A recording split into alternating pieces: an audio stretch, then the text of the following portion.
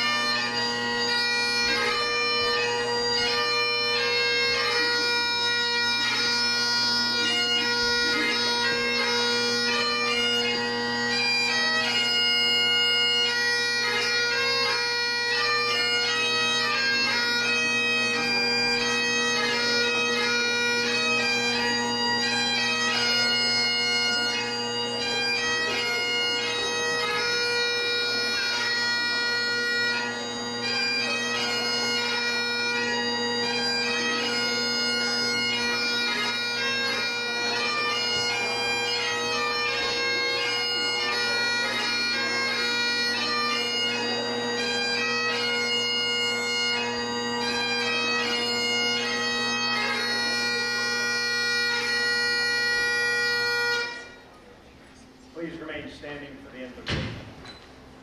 For those who pray, I ask that you join me. Almighty One, we are grateful for your constant presence with us. Tonight we gather to honor the unique journey of the graduating class of 2024. As we stand on the cusp of this momentous occasion, let us take a moment to acknowledge the vast tapestry of experiences that brought us here. Graduates, you come from different backgrounds, cultures, and faiths, each thread woven with unique stories and convictions. Reverend Tufts believed in the power of education to enlighten and uplift. While the landscape of Lees-McRae has evolved, his core principles remain. Today, we celebrate not just academic achievement, but the profound journey of growth each of you have taken. As you venture forth, know that you are not alone. Carry with you the lessons learned here, the friendships forged, and the unwavering support of the teachers, professors, and coaches who have not only imparted wisdom, but also loved and cared for you through your best and your worst times. Draw strength from your heritage, your faith, or your chosen philosophy. May it illuminate your path and guide you towards a future filled with purpose and compassion. Creator God, I pray these graduates are filled with courage and strength, becoming a beacon of hope to their friends and neighbors in these uncertain times.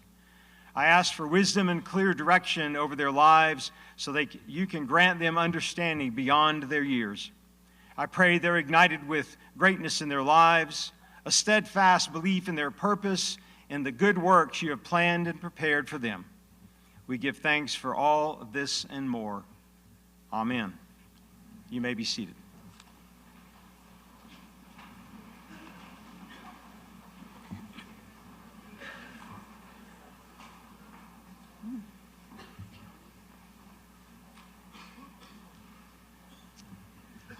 Welcome, graduates, faculty, and friends, to our 2024 Baccalaureate service.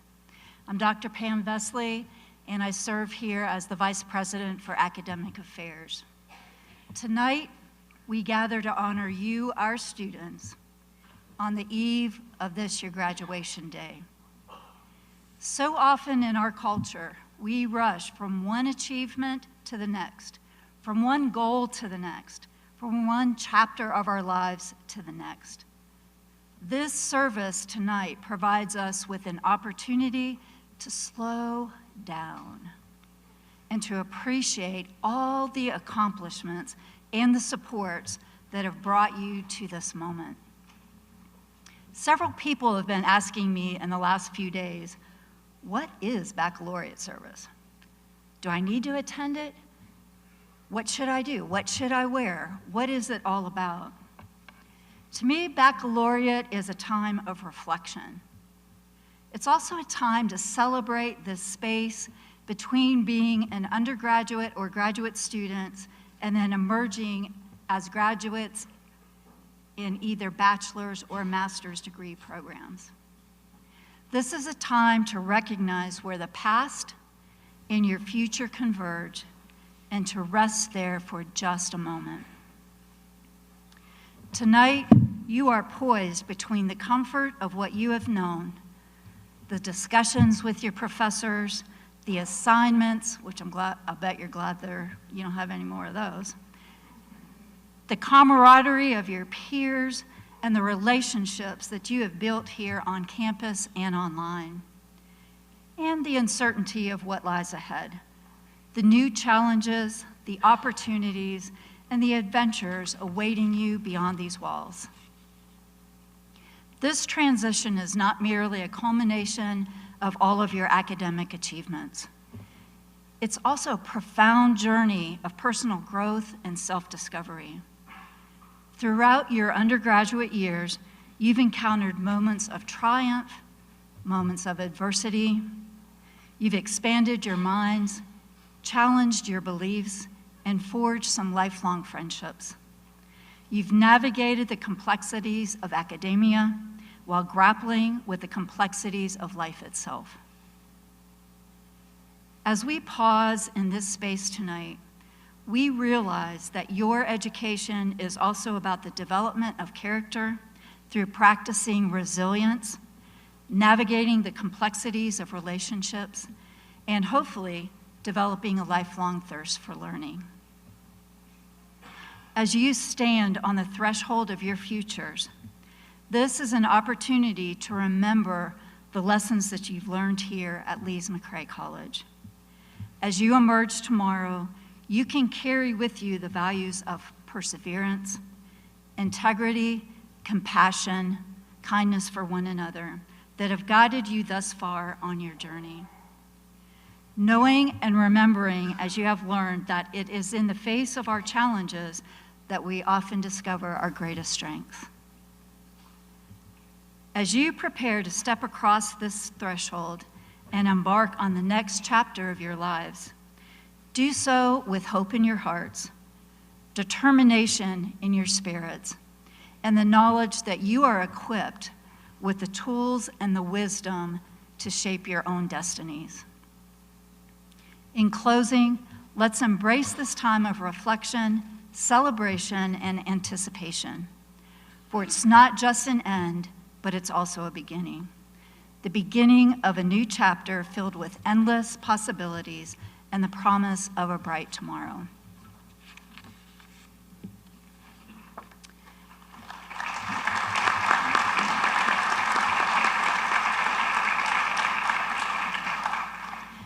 At this time, we'll be blessed with a musical selection from our Highlanders under the direction of Dr. Mike Hanna.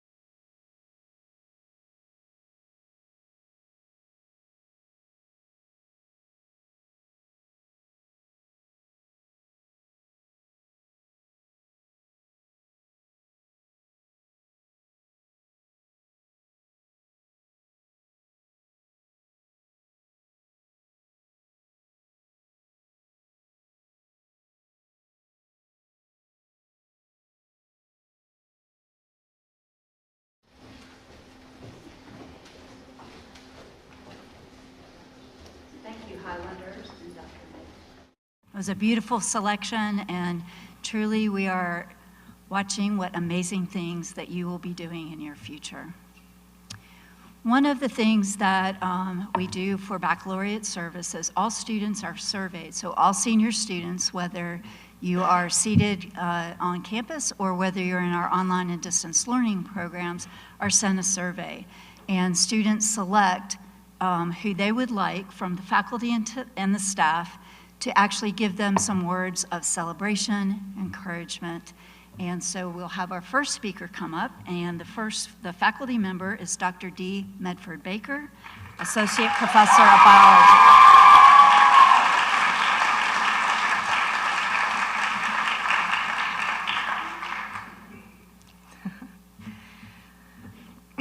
Good evening, Bobcats and Bobcat families. Last Wednesday, I received an email from Dr. Vesley with "quick call?" in the subject line. I thought I knew what the call pertained to. Alas, I did not. Dr. Vesley asked if I was familiar with students nominating a faculty member to speak at baccalaureate. It was right about now during our conversation that I had what can only be described as a brief out-of-body experience. I vaguely remember her asking, "Will you do it?" and hearing my own voice echo, "Yes." When I hung up the phone, I was in complete shock, and I think others in her office were also shocked that I had said yes, and I heard rumblings of a betting pool on whether I would or would not accept. So if you bet against me, sorry, not sorry. My initial thought about being nominated was that choosing a pathological introvert was a bold choice for speaker. Then my mind started churning. What would I talk about? What on earth was I going to say? Because I use so few words on any given day. A little backstory. When I came to work at Lees-McRae in fall of 2010, I learned that attendance at graduation was mandatory for faculty. I found myself thinking, this must be karma. You see, an interesting fact about me is I never attended a single one of my graduations. Not high school, not undergrad, not graduate school. Now, ironically, as a faculty member, I would be attending a graduation every year. Over the years, when I've shared with people about not attending graduations, I've received a broad range of reactions from confused, to shocked, to the bless your heart, to the occasional pearl clutcher appalled that I hadn't followed proper graduation protocol. It wasn't until I was asked to give this speech that I actually delved into the why I balked at attending graduations. The schools I attended, from a large 4A high school to larger universities, were all reputable institutions. My classes were good, the instructors and professors were knowledgeable, and I excelled academically. So why at the end of each academic milestone wasn't I compelled to attend graduation? The answer is simple. I felt no ties or connections to these institutions. There was no sense of community. I simply checked the required boxes and moved on. Community isn't lacking at Lees-McRae. It is one of the hallmarks of this institution. In 2010, when I attended my first Lees-McRae graduation, not only was it my first graduation, it was also my first experience of community within academia. It was an eye-opening experience, and I realized this is why people attend graduation. Fast forward, almost 14 years later, and each graduation I've attended has been special. I'm thankful to have finally found my community. To each of the graduates, my deepest congratulations on your achievement. To my students, particularly, it has been an honor to be a small part of your journey at Lees-McRae. Thank you for inspiring me to be a lifelong learner, an educator, and for pushing me outside of my comfort zone. Plot twist, this is outside of my comfort zone. After you cross the stage tomorrow and your degrees are conferred, you will venture forth into your new communities, internships, jobs, graduate schools, and I know you'll develop an even deeper appreciation for your Lees-McRae community. Remember, once a Bobcat, always a Bobcat. To the class of 2024, congratulations, and I'll see you at graduation. Thank you.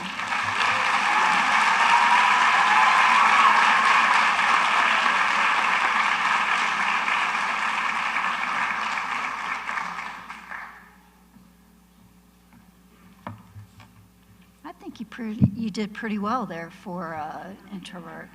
She might be breaking out of that. Thank you all for this. Our next speaker will be one of our staff people, and I think you all know him, especially on campus, Mr. Carl. I just know you as Nurse Carl. I know, right?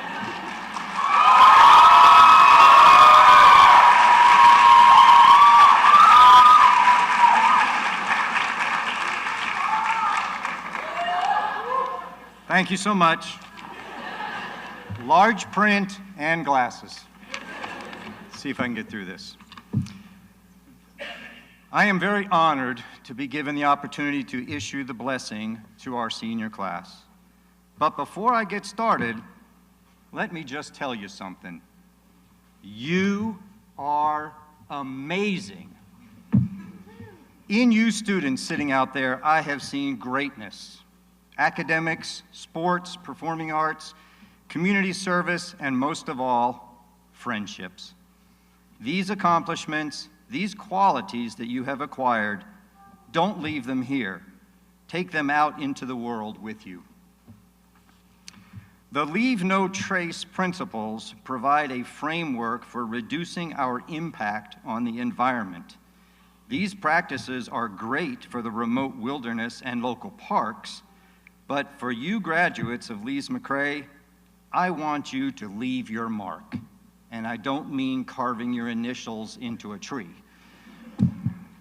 Do something wonderful. Leave a lasting impression of who you are, where you are from, and what you stand for. Take advantage of every opportunity to make a difference in someone else's life, and you'll see what a difference it will make in yours. Charles Swindoll said, "The longer I live, the more I realize the impact of attitude on life." This is so true. Your attitude is more important than your successes or failures, more important than what other people think or say or do. You cannot change what has happened or control the forces of nature, but you can control how you react to it. Try to have a positive attitude as you face each day and the many situations that will arise. As you reflect upon your time here at Lees-McRae and anticipate the days ahead, I hope you are grateful for all the fun you have had and the challenges that you've overcome. May God be with you as you continue life's journey, keeping you safe as you follow your dreams. More than wealth or prestige, I hope you find enjoyment and fulfillment in your lives. May God provide rest when you are weary, comfort when you are sad, and give you plenty of reasons to smile. Grant you strength when times are tough, and courage when you're afraid. Fill your hearts with love and compassion for those less fortunate, and give you hope when you meet adversity and gratitude when you enjoy success. Now get out there and live life to the fullest. Make me proud. I love you.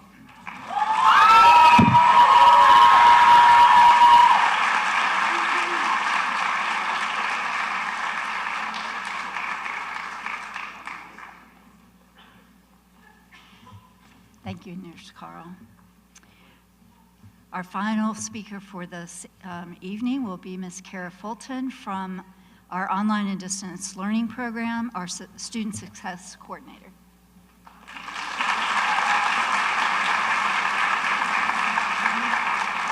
Thank you. Well, good evening, distinguished graduates and honored guests.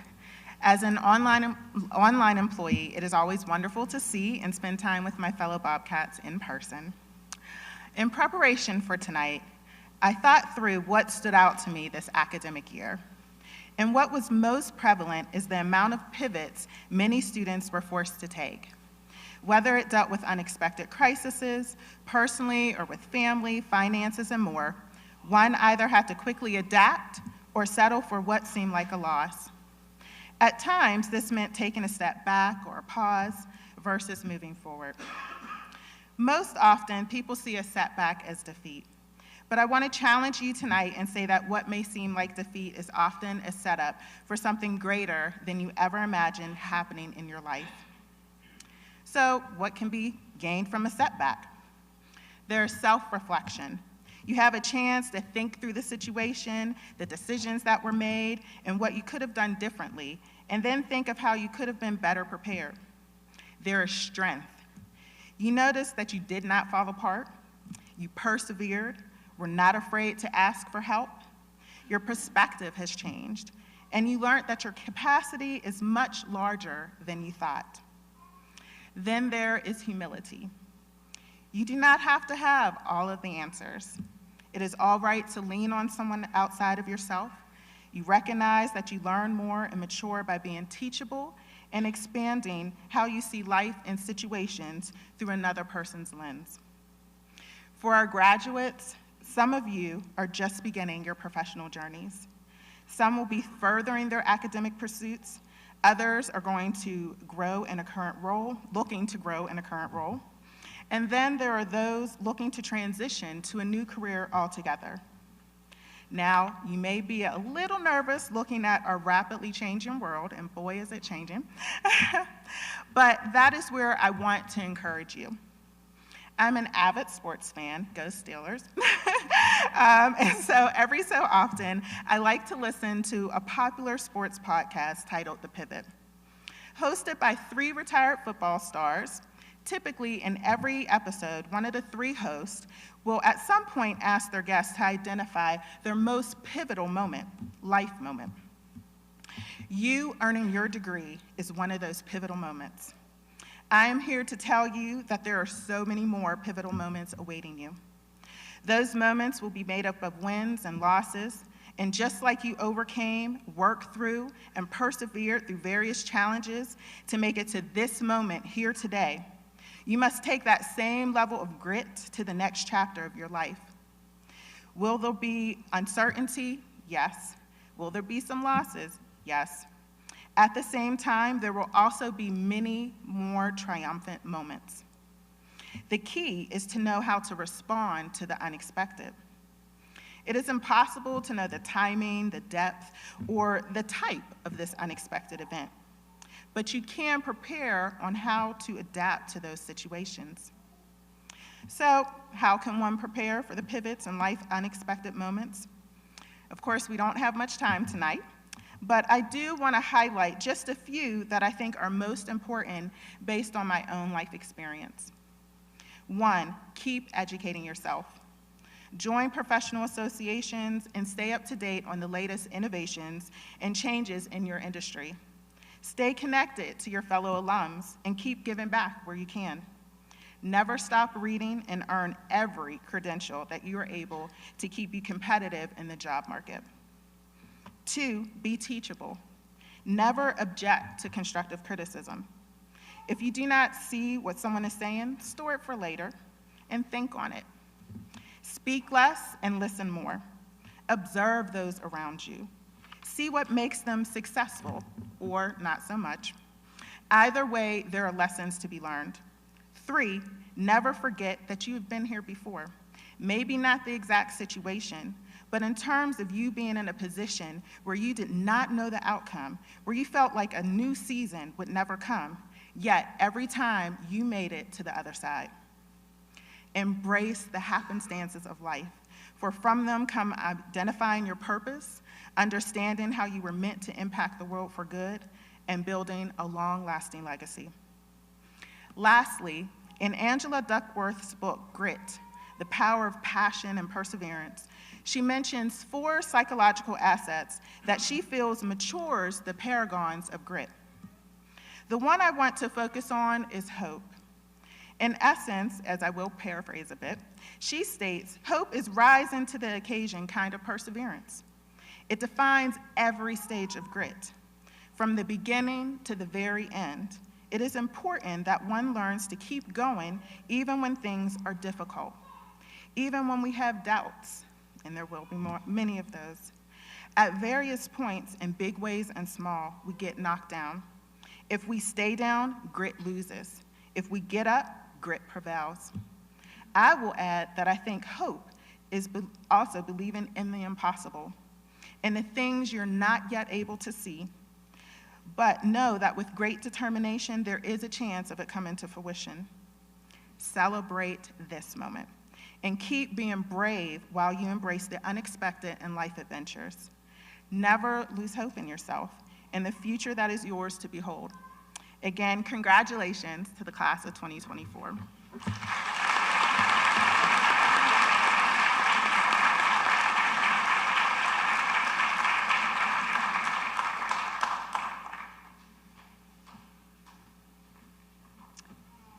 Thank you once again, speakers. Can we give them another round of applause for all of them?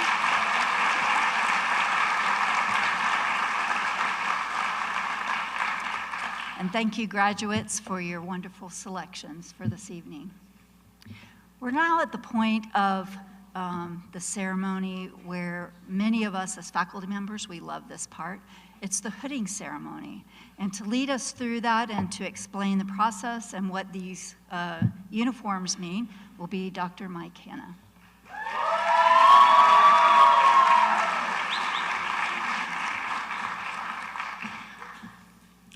Good evening and welcome to this part of the program.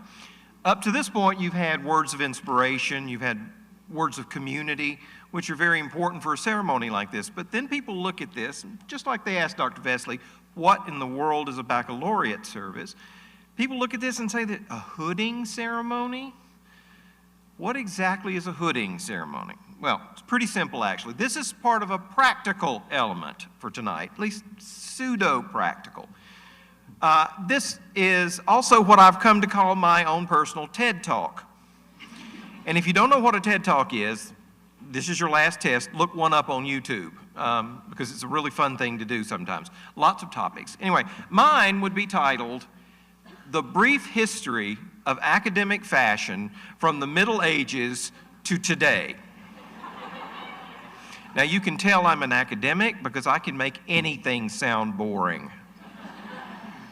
I was told that once. My dissertation should have a boring title, and I still couldn't get over that. But I did it, so I can do it. What I'm going to do is I'll talk a little bit here about what it is we're wearing. So it is kind of like a fashion discussion. I'm a theater costumer, so I like talking about clothes, especially clothes that people wore in the past. We're still wearing them, though, even though they wore them in the past. And it's still part of our academic life. We only wear these things, and we call these things, these robes that we're wearing, the hoods and the cords and the little, you'll see the funny little tam caps or the mortar boards. You'll see that tomorrow. We wear these things only a few times a year. We wear them at ceremonial occasions where we want to sort of come together as an academic community. And they're very symbolic. A lot of people look at them and go, what in the world are all those things they're wearing? What does that mean? What's that color for? Why do some look like that and others don't look like that? There's a lot of variety. There's even more variety now than there used to be. Not that long ago, you wore basic black. And basic black is very slimming, unless you're wearing one of these things. Not overly slimming. They get bigger the farther up the ladder you go. But nowadays, we've got a lot of more color and more variety in the styles. And these things are very often, basically, they've been dictated by international groups. Mostly in Western culture, we wear these things and we wear certain things to indicate certain things about us. We like color coding. We color code everything. And we color code ourselves. So that what you're seeing, if you know the colors, if you know what these things mean that we're wearing, you can look at a faculty member, at an academic from a distance and tell a whole lot about us, even though you may not know us from Adam's house cat. But you can tell because there are certain things and certain rules that we sort of follow. Now again, you're going to find this out, graduates. In the real world, there's an exception to just about every rule. And there are lots of exceptions to these rules. So no, black is not always the color we wear now. You look over at our faculty, you'll see people wearing red, blue, teal, wonderful colors and brightness now. And a lot of colleges are letting us do that. They're approving these newer, brighter robes rather than all black. And some of us still wear the black. So we have variety and we have choice. But I'm going to tell you a little bit about what some of these things mean. First off, the history of this. I said this was from the history of Middle Ages all the way up, because these things are very old that we're wearing. They're very much a leftover. If you go back into your history class, who were the most educated people during the Middle Ages? It was usually the clergy. It was churchmen, mainly men, and the nuns to some extent.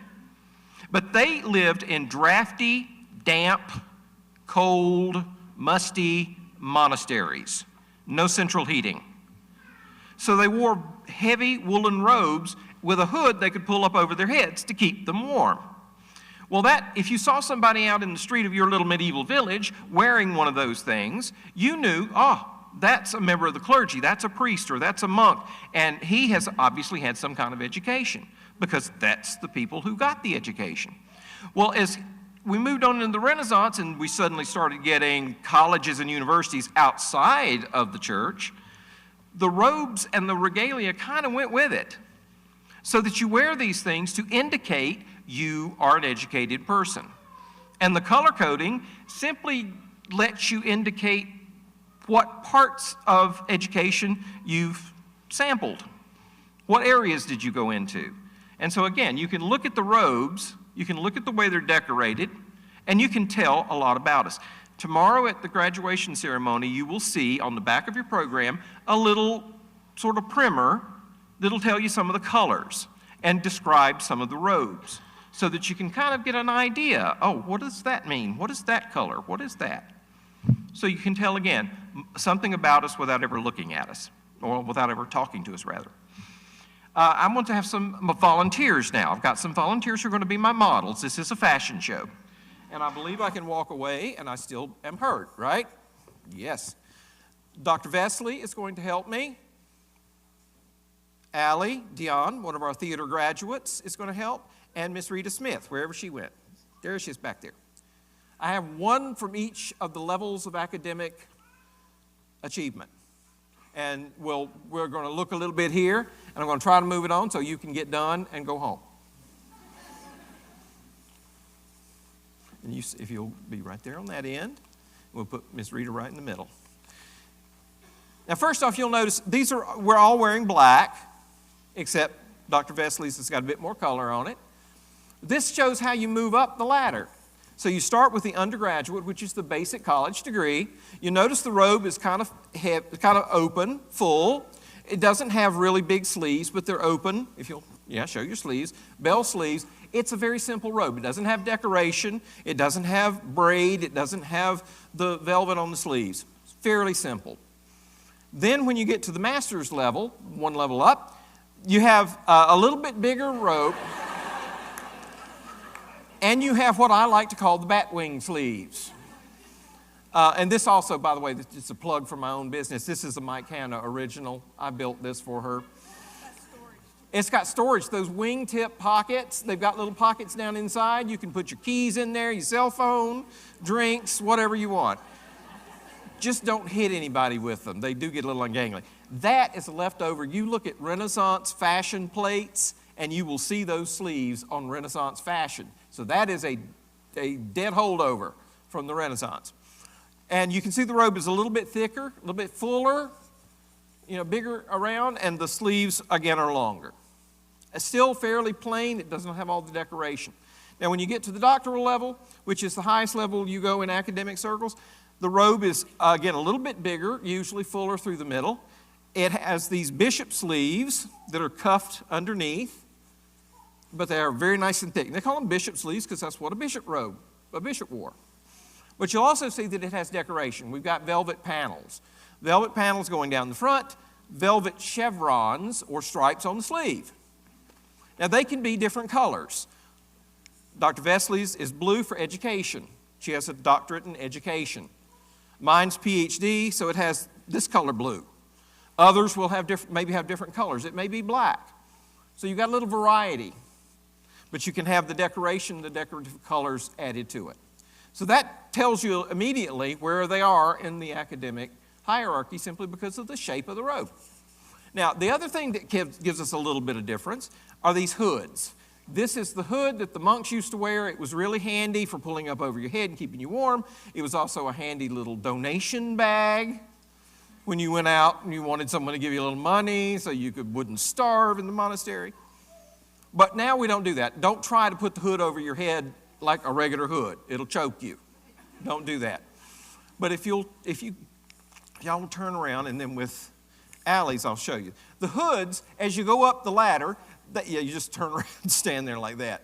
The hoods get longer. You behave yourselves now. The hoods get longer as you go up the ranks. So the undergraduate hood is fairly simple. The master's hood is a little bit bigger, not a whole lot, but a little bit. And then the PhD hood is a little longer, and it has this little capelet added to it. They're also colored. This is where the color coding comes in too. The velvet around the collar indicates usually the area of education, what kind of degree you have, what kind of study did you undertake. So Dr. Vesley's again was blue for the education. Miss Rita's is the olive green for physical education. And then this is usually either black or white for an undergraduate. Now, the inside is where you get really fun with the color. And if you know the colors of different colleges, this is where you can tell where we got the latest degree. The color stripes tell you that. So, for example, Allie's, and you guys, you have the gold and the green for Lees-McRae. Miss Rita has the black and gold for Appalachian State University. And Dr. Vesley has, this is pink and white, which is Tennessee State University. So you can tell, mine is red and black for Texas Tech University. So if you know where these people went to school, or you don't, if you know the colors, that gives you a little hint. The velvet goes on the outside. You open it up like that so that you get this little, you got a pocket. You could put something in there if you wanted to. Take donations? You could take donations. We are in education after all. So what we're going to do here in a minute, I think we're okay with you two. You can go back to your seats. Thank you. They're my models.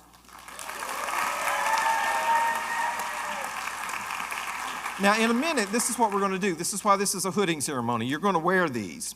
Now, you guys who are getting master's degrees, this will be just a smidge different for you because tomorrow at the ceremony, you bring your hood with you. You don't wear it. You bring the hood with you. You hand it to the faculty who will then put it on you at the ceremony. But for tonight, we're going to go ahead and do it. So you get a sample. You get to practice it. Okay. But for the undergrads, you guys will wear your hoods tomorrow. Tonight, the deans are going to help us here in a minute. They're going to come here to the front row, and they're going to help you. You're going to hand them your hoods. You're going to stand up. You're going to hand them your hoods. They're going to take the hood. You're going to turn around and face the back of the theater. And then they're going to put the hood over you and get it fixed. And then what's going to happen is the row behind you is going to hand you their hoods. They're going to turn around and face the back. You're going to put the hood on them. And so far up the line. Yes, this is a self-service project. It's not that we're lazy. We just want you to learn how to do things on your own. You're not going to make a living doing this, though, I can guarantee it. But the deans will go up the aisle and help you if you have problems. Don't choke each other. Okay? We don't want that in the news tomorrow. But the way this works is if you look at your hood, if you'll hold it where the colors are on the inside and the velvet's on the outside, and it looks like that. Okay, you got that. Now you see this little string? All right, that little pointy string is going to go right here in the front. So what you're going to do is you're going to turn it, if you'll turn back or turn around sideways, just turn to the side. There you go. You're going to take it and put it with that little pointy thing is going over your head, just like that.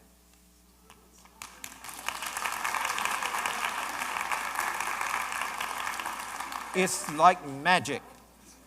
And then if you need to, you can take this little tie. If you've got a shirt with a button, you can pull it down in there and you can wrap it around the button, and that way it won't pull back and choke you too badly. Or you can take a pin and pin it in. But then when you turn around, this is what you see.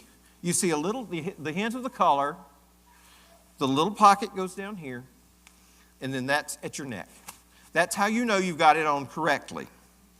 So for the ones who are not here tonight, who do not get this marvelous instruction in how to wear this complicated thing, you guys get to be the educators tomorrow and help your fellow graduates. As you see them getting dressed and you see them all crooked and inside out, fix them. Okay? Please fix them, because we can't go around and get them all. But, okay, Allie, you have already been hooded, so you're good to go. You can take it off and let somebody do it if you would like. All right, thank you. So deans, would you take your positions here? I didn't even ask them if they would help. I just assumed they know they're going to. So front row, would you stand? Hand, there are more deans than there are people in the row. You turn and face the back. You may have to bend down a little bit if somebody who's hooding you is a little shorter than you are. And you flip so you just barely see a little bit of color. And the front points down with the velvet. All right, second row, would you stand? Hand the person in front of you. Some of you may be having to hood more than one person. The theater goes at an angle as it goes up. And like I said, you may have to turn, you may have to kneel down a little bit. So you just get it nice and neat. I promise you, as soon as you sit down, it'll get messed up, but that's just the way it works. And then the third row, would you stand? Hand the person in front of you your hood, and we just keep working our way up the aisle. It's not a race, so you don't have to be you're not in competition with each other.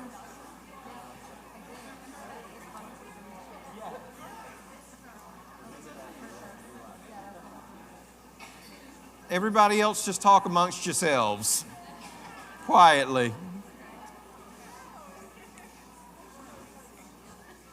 Or watch the fun, either way.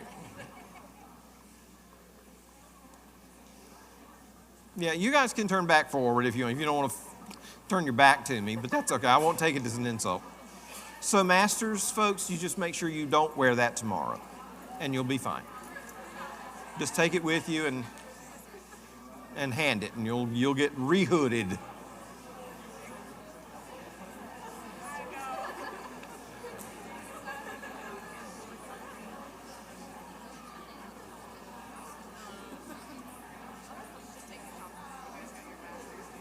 If you have cords like this, normally you wear them under the hood.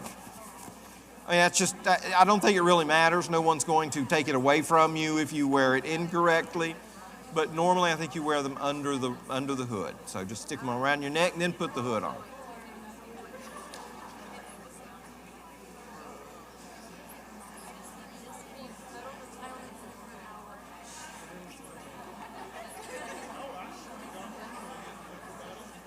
So when you're done, you can turn and face forward. You don't have to look at the back wall.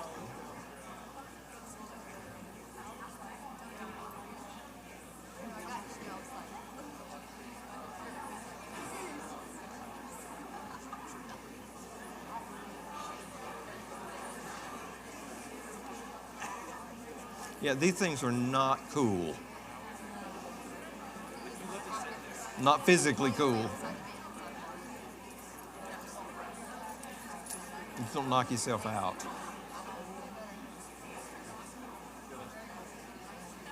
We're getting there.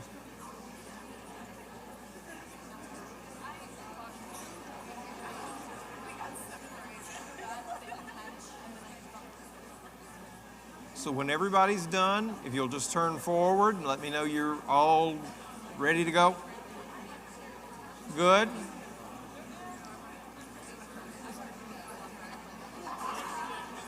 Thank you, deans. I appreciate the assistance. All right, so there we go. That part means you are one step closer to being an actual college graduate.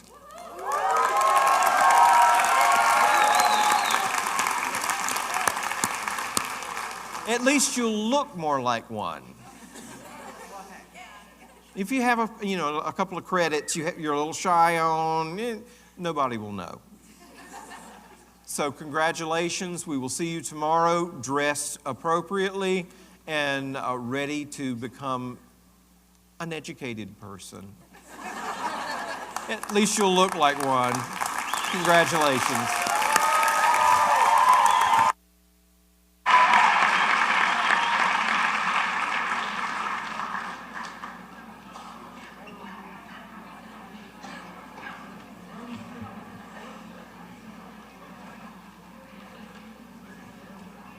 Thank you, Dr. Mike. Now you all know why this is one of our favorite services, right? Wasn't that fun? And now you know how to wear your regalia correctly tomorrow. And as Dr. Mike said, please help your fellow graduates who may not be here tonight. Speaking of people who are not here tonight, some of you may have noticed that President King is not with us this evening. He really wishes that he were, but his daughter is graduating at this very same time in Nashville, Tennessee, and so he is with her celebrating her graduation from college.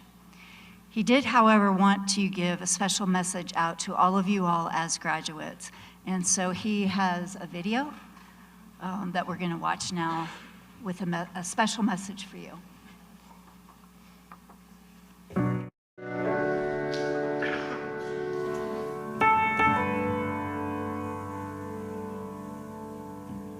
Ceremonies honoring graduates go back more than 800 years to the first universities in Europe. Academic regalia was adopted around the same time to signify those who had achieved academic success. You are now part of that grand tradition. With or without the formal gown and mortarboard, you will always wear an educational mantle earned here at Lees-McRae. Our college traditions don't date to the Middle Ages, but ideals such as community, integrity, flexibility, and excellence are as timeless as our beloved mountains. As you enter the next phase of life, remember to carry these values and all that you have learned here with you. I regret that I could not be here with you for this special occasion. However, I am no less proud of what you have accomplished, and I am no less exhilarated by what I know you will achieve after graduation. In keeping with my own tradition since coming to Lees-McRae, I would like to conclude with these words from theologian John Wesley. Do all the good you can, by all the means you can, in all the ways you can, in all the places you can, at all the times you can, to all the people you can, as long as you ever can. Congratulations, Bobcats, and best wishes.